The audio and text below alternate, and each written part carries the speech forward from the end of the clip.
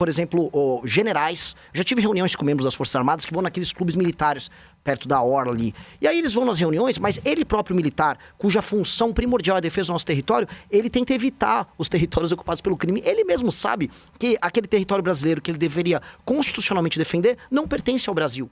A família do Marcinho VP não pode controlar pedaços do Brasil. O senhor tem, a gente percebe, uma estratégia digital muito ativa, né? Isso já vem, é um legado do próprio MBL, que sempre foi muito ativo em redes sociais, junto ao público jovem, e a gente percebe um esforço, como o senhor está falando, de se tornar conhecido, de se colocar como candidato do grande público. E aí há uma estratégia de dar muitas declarações de impacto, fazer barulho, gravar vídeos que dão repercussão. Eu vou citar alguns exemplos aqui que eu colhi nas suas redes sociais de declarações muito polêmicas que o senhor deu, e algumas até que levantam até questionamentos. Por exemplo, o senhor gravou um vídeo em Mossoró, no Rio Grande do Norte, em que o senhor fala que vagabundo se trata na bala, se mata, se elimina. Aí depois o senhor também deu uma declaração quando o senhor fala do Flávio Bolsonaro, que tem que acabar com a raça do Flávio Bolsonaro. Depois o senhor falou que era uma coisa mais assim, metafórica, mas enfim, tá lá a declaração. Uma declaração famosa também é quando o senhor esteve no Maranhão dizendo que os maranhenses votam mal, por isso tinha que ter um interventor no Maranhão.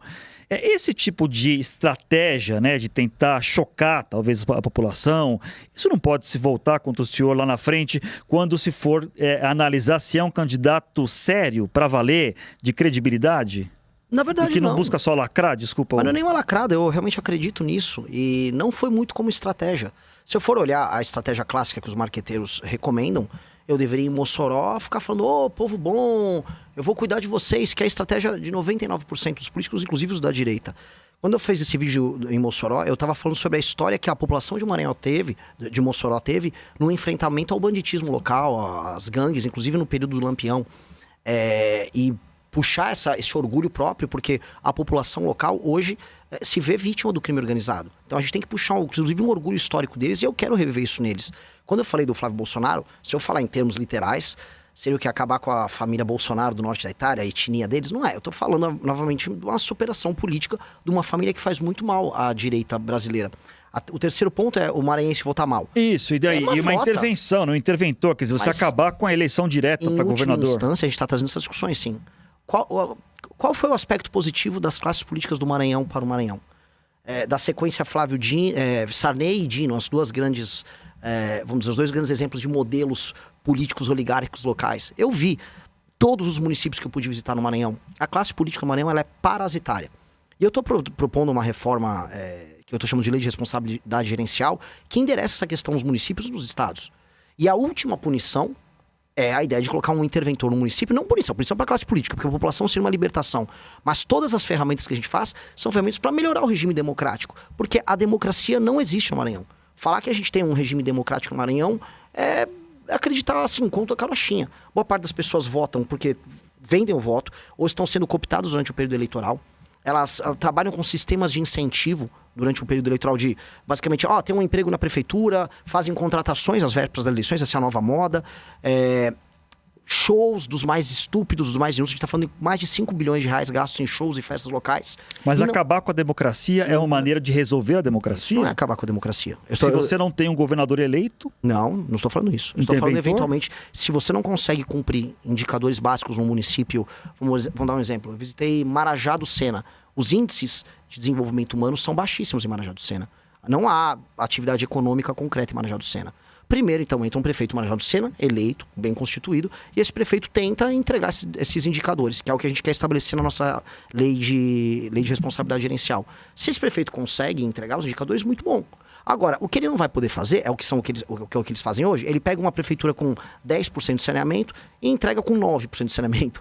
Os sistemas, vamos dizer, de prover água, ou vamos colocar a educação no ranking do Saeb, baixíssimos. Ele não melhora nada. Só que chega a véspera da eleição, ele compra o voto da população e se reelege. Pois bem, se ele não cumprir indicadores mínimos, ele não vai poder participar da reeleição.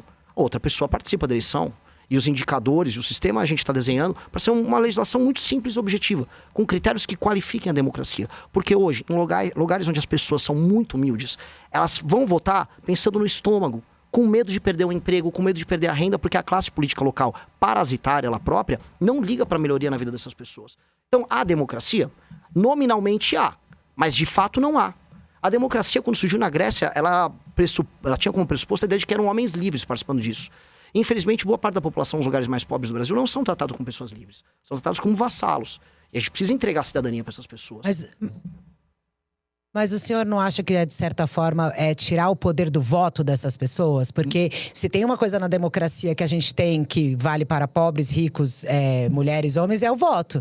E aí, se o senhor avalia, olha, esse prefeito não fez um bom trabalho, então agora a população não vai ter direito a votar nele, não fica estranho essa intervenção com a democracia? Muito pelo contrário. Novamente eu falei, uma intervenção no município é só num caso muito grave, em que aquele município não está atingindo por 8 anos um indicador de desempenho. Agora, nos primeiros 4 anos, se um prefeito não consegue entregar essa melhoria nos indicadores de desempenho, e aí ele aparece na pesquisa com 50%, 60%, entendam, essa é a regra. É isso que acontece em todo o Brasil. Os prefeitos nessas cidades pequenas, com péssimo IDH, eles se reelegem. O que eu estou fazendo é, olha, esse prefeito não vai poder concorrer à reeleição. Não melhorou um indicador, vive de repasses federais e não consegue melhorar a vida das pessoas. Aí as pessoas votam por quê? A gente sabe que a regra nesses lugares é a compra de voto. Então não há democracia ali. Quando a gente fala, mas essa pessoa está perdendo voto, primeiro, isso seria uma atitude extrema no final da ponta se aquela cidade não consegue melhorar um indicador. E por um pequeno período de tempo até a gente conseguir recompor esses indicadores. Se isso, antes disso não for feito, a gente vai continuar vivendo a ilusão, que é uma ilusão que a gente acredita desde 88, que existe democracia em Marajá do Sena. Não existe democracia em Marajá do Sena. Gente, agora, não existe democracia em maior parte das cidades pequenas do Brasil. Candidato, pré-candidato. Pré-candidato, TSE não fui eu. Sou eu que estou falando. Pré-candidato, outro tema importante na sua pré-campanha é a segurança pública, um tema que o senhor coloca com muita ênfase. Quando o senhor fala que vagabundo se trata na bala, se mata, se elimina, isso não é uma atualização do velho ditado de que bandido bom é bandido morto? E eu pergunto, bandido bom é bandido morto? Bandido bom que se entrega, ele vai pra cadeia e fica bastante tempo cumprindo pena. Bandido que não resolve se entregar e tá segurando um fuzil e tá ocupando territorialmente uma área do Brasil de maneira ilegítima, ele basicamente vai morrer. Acho que não há muito escolha, eu acho que isso é meio consensual. Assim, pense uma nação, pense se os Estados... Só um ponto. Se os Estados Unidos permitiriam que um bairro, que o Queens, fosse tomado por uma facção e a facção fizesse, vamos dizer, a segurança no Queens. Isso é inimaginável numa nação séria. Se a China permitiria que um bairro em Xangai tivesse isso, a gente não pode permitir isso no Brasil. E aí uma pessoa que está fazendo essa ocupação territorial, ou ela vai presa e se entrega, se ela não quer se entregar, ela acaba morrendo, é o básico. Então, pegando uma declaração que o senhor falou também que quer apenas prender e matar as lideranças do crime organizado. Mas, de novo, essa questão, o senhor está explicando agora melhor, né? Se não se entregar, vai morrer. Mas desse jeito que o senhor fala, não parece... Aí eu quero saber a sua opinião em relação à pena de morte. O senhor imagina, se eleito, colocaria a pena de morte como uma pauta do Brasil para a gente enfrentar ela, já que o senhor está defendendo nesse caso... Claro, né? Enfim, são criminosos, etc. Mas a gente não tem pena de morte no Brasil. Aí eu queria sua opinião sobre isso, também misturando um pouco, já aproveitando com a questão religiosa, né? Eu não sei exatamente como é que o senhor vê essa questão, que é uma questão que tende ali a, digamos, afastar uma parte do voto cristão, digamos assim. A gente tem pena de morte no Brasil e a pena de morte ela é executada pelo crime organizado nos seus tribunais próprios, ocupando de maneira ilegítima pedaços do Brasil. A gente tem pena de morte na Rocinha. Mas o senhor como presidente... Calma, deixa eu molhar o bico. O presidente da República nem sequer com essa Constituição pode instituir a pena de morte, porque é cláusula pétrea, a gente nem pode fazer isso. Isso seria numa discussão a posteriori que vale a pena a gente ter de uma constituinte num momento novo. Com a Constituição que nós temos agora, a gente pode aumentar muito as penas, que é o que eu pretendo fazer de pronto. Aumento de penas. E quando eu falo no prender ou matou, a discussão que nós temos que ter, que envolve o combate ao crime organizado, é colocar muita energia e muita ênfase nesse enfrentamento, na reocupação do território brasileiro. O entendimento que o Estado brasileiro tem que ter de que aquele território é dele. Veja, cara, tem uma coisa que me choca quando eu ando no Rio de Janeiro, quando eu vejo, por exemplo, generais, já tive reuniões com membros das Forças Armadas que vão naqueles clubes militares perto da orla ali. E aí eles vão nas reuniões, mas ele próprio militar, cuja função primordial é a defesa do nosso território, ele tenta evitar os territórios ocupados pelo crime. Ele mesmo sabe que aquele território brasileiro que ele deveria constitucionalmente defender não pertence ao Brasil. Mas ele vive naquela loucura que nós passamos a aceitar de que o crime organizado realmente é dono, é legítimo. Então, o que eu estou chamando é uma convocação por parte do Estado brasileiro a uma guerra para retomar territórios que são brasileiros e cidadãos brasileiros que estão na mão de gente que não tem o direito de controlar eles. A família do Marcinho VP não pode controlar pedaços do Brasil. Inclusive, o senhor defende algo chamado direito penal do inimigo, salvo engano, né? Sim. Que é pelo que eu andei lendo que o senhor está defendendo, seria algo como algumas situações, alguns criminosos não teriam os mesmos direitos em julgamentos de defesa, de advogados, eventualmente, criariam um sistema jurídico próprio para algumas pessoas, algumas categorias de crime. Isso é factível, tendo em vista a nossa Constituição, que defende a ampla defesa, que defende o direito das pessoas, rebaterem acusações, o direito de não serem atropelados pelo Estado? Que tipo de proposta é essa que criaria um sistema judicial paralelo? Não, um sistema judicial paralelo é um enquadramento específico para entidades e grupos que têm, vamos dizer, indivíduos ali pertencentes, como uma facção criminosa ou um grupo terrorista, que merecem um tratamento diferente, dado que eles não aceitam, e essa é a premissa da teoria do Günther Jacobs, que é o autor da tese, eles não aceitam a autoridade do Estado e fazem um combate eminentemente político e existencial ao Estado, e estão em permanente cometimento de crime. Uma facção criminosa, com seus membros que estão ocupando, por exemplo, um bairro, eles estão em permanente cometimento de crime. Aquela ocupação, ela é uma anomalia jurídica.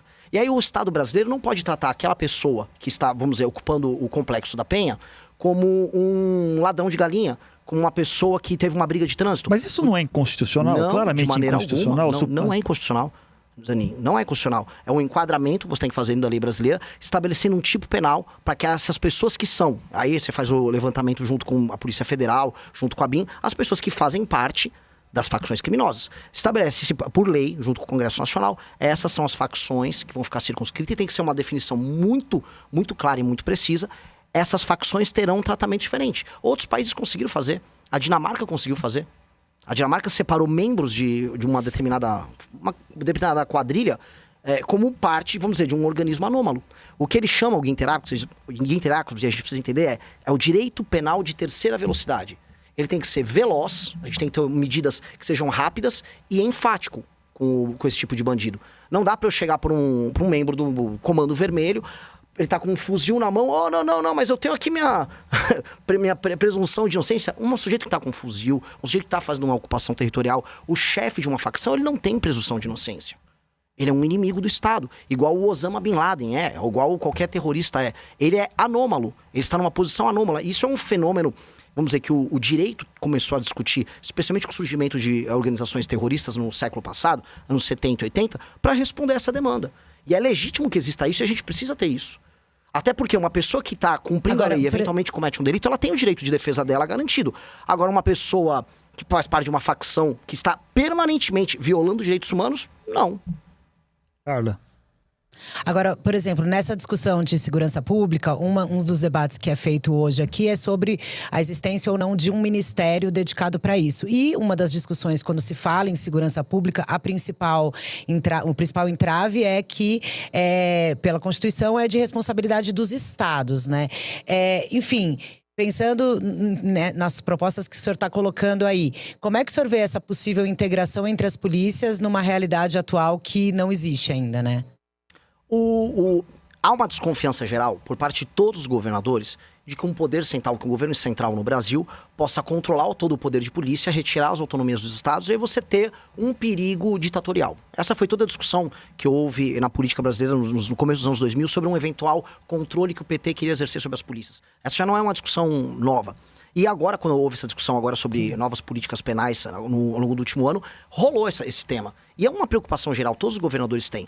Porém, a preocupação oposta. Eu tive no Ceará, eu tive na Bahia, eu tive em vários lugares em que o que a gente via era uma leniência dos governadores no enfrentamento ao crime. Acho que o caso do Ceará é o caso mais assustador. Inclusive, o número de homicídios a cada 100 mil habitantes no Ceará é bem pior, por exemplo, que o do Rio de Janeiro. E ali o governo federal vai precisar fazer alguma coisa. Você vai precisar de uma ação integrada do governo federal quando você vai enfrentar um organismo anômalo como o PCC, para permitir que você consiga integrar. Vou dar um exemplo. O PCC, ele pega uma droga que vem do Mato Grosso do Sul e exporta por São Paulo, pelo Porto Santos. Então eu vou ter que atuar em parceria com o governador do Mato Grosso do Sul, o governador de São Paulo. Um exemplo específico. Comando Vermelho são ações mais localizadas.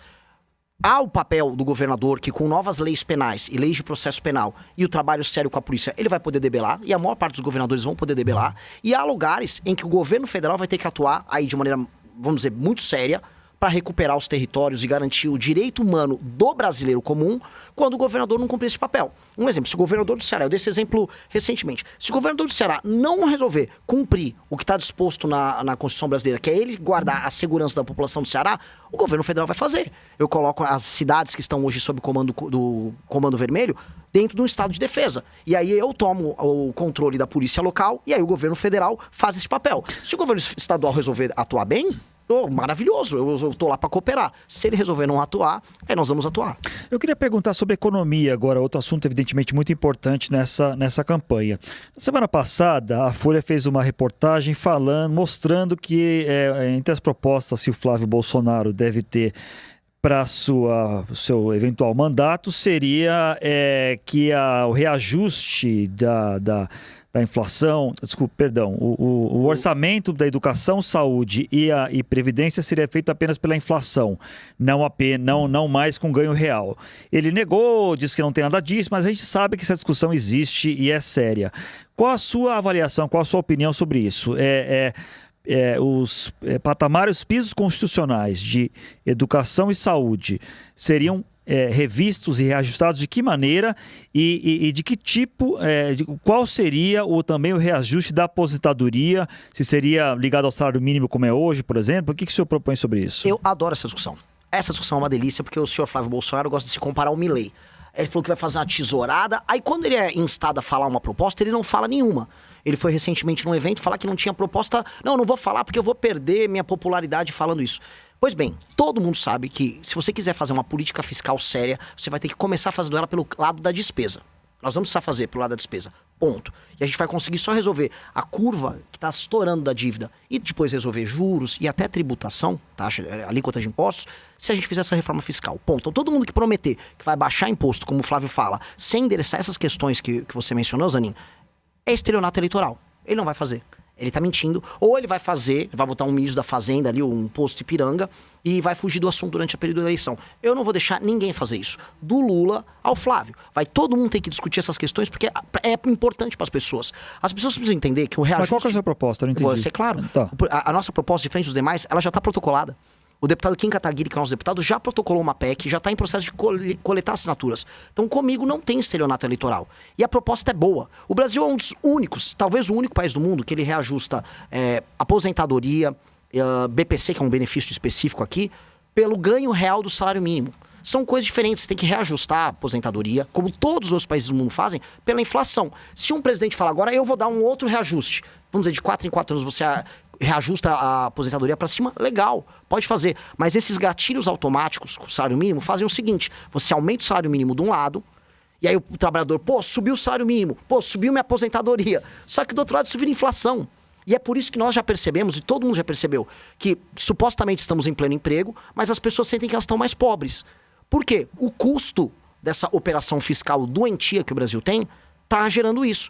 Então não adianta eu falar, fica tranquilo, eu vou reajustar tudo pelo salário mínimo. Aí eu tomo de você pela inflação e pelos juros. Não funciona. Não adianta a gente ficar enganando o eleitor. O Milei na Argentina, ele foi muito honesto. Eu vou fazer um monte de reforma, algumas pessoas vão falar que vai doer, mas o remédio é amargo. A solução... Ele é um modelo pro senhor, Milei? Nesse sentido, sim. Até porque ele comete esse sincericídio. O que eu não vou admitir é estelionato eleitoral. Eu vou falar pro cidadão brasileiro, vou precisar fazer essas reformas. Deixar o Brasil praticamente quebrar agora. Vai precisar ser feita uma série de reformas. E mais do que essa, vai ter que mexer na Previdência, vou mexer nos privilégios do funcionalismo, vamos mexer em Zona Franca de Manaus, sim. Tem que fazer um desmame de um modelo que não está funcionando e ver um outro modelo de desenvolvimento sustentável lá na região, sim. Agora, o que não dá para fazer é manter o modelo atual que não funciona, que é o modelo de privilégios. É o modelo de captura do Estado por órgãos, sindicatos, associações, partidos políticos, que retiram o dinheiro de quem está trabalhando e depois finge que entrega uma migalha. Aí a migalha vira o quê? É o Vale Gás. Ah, não, fica tranquilo que eu vou te dar um BPC, é uma energia elétrica ali, é um luz para todos. Pô, isso é mentira. A picanha que o Lula prometeu, no fundo, era dinheiro no bolso e capacidade de compra. Isso não aumentou. As pessoas não estão sentindo isso. E aí, quando um cara como o Flávio mente para as pessoas, ele, no fundo, está pintando como, do ponto de vista eleitoral, um estelionatário.